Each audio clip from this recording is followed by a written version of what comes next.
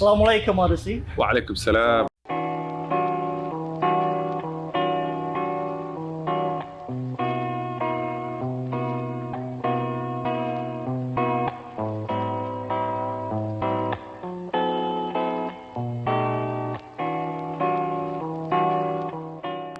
Yeah, nearly done. Oh no, got Nearly it. done. Okay. Yeah, after this, two more dates in Melbourne, and then I get to go home.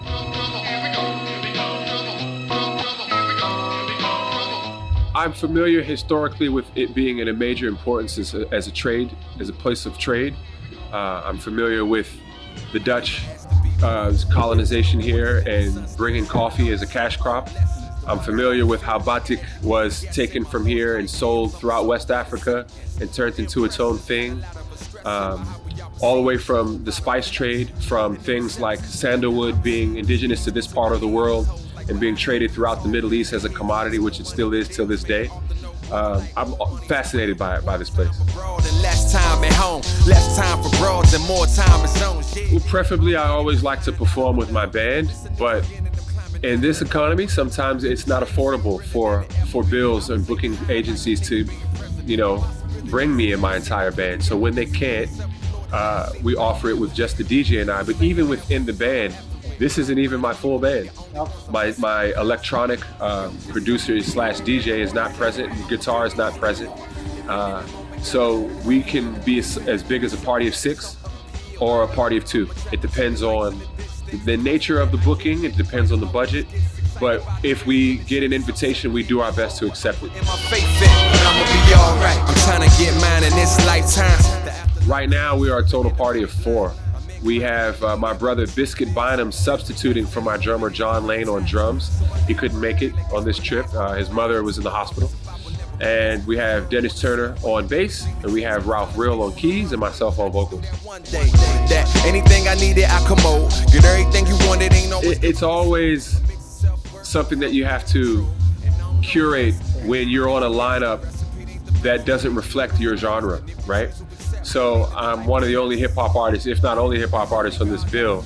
So I want to give a style of music that even if you're not a fan of hip hop, you'll still appreciate the musicality.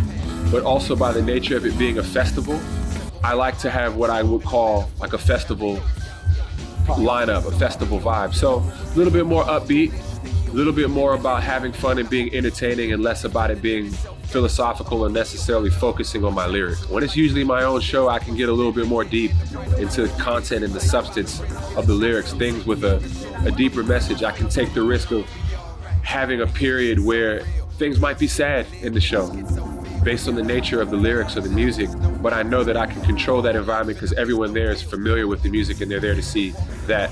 But when you're performing at a festival, it's always safe to assume that no one knows who you are. Setbacks and games is all a part of the game. I'm ready to spin the wheel. Whatever is in store, I'm ready for it.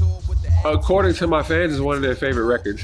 I'm not very nostalgic about my own music. I don't tend to listen to my own music unless it's for rehearsing purposes. But the Good Fight record seems to be the record out of my catalog that has resonated with my fan base the most. So I just felt like it was only right for me to revisit that record since it turned 10 years old. And that's one of the beautiful things about having a long career, where you get to a point where you no longer have to necessarily put all the pressure on releasing new music, where you can relieve some of that pressure and you can revisit older music in your catalog.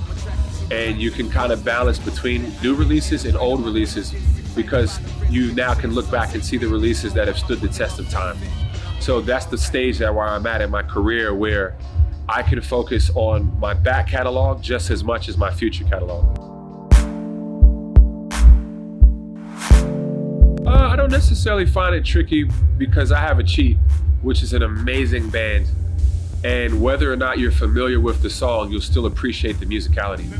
So I tend to not introduce new music into my set unless it's been out for at least a year. I'll kind of premiere a new song here or there when I'm on tour, but I will make sure that the music has been in rotation for at least 365 days before I integrate it into my set. What's next for me is what has always been next, new music. Always. I'm always coming out with something new. I do think that the focus when I come back from this tour I want to start producing a lot of other artists. And that's something that I haven't really done in my career. And I'm interested in just being one producer and producing a lot of artists.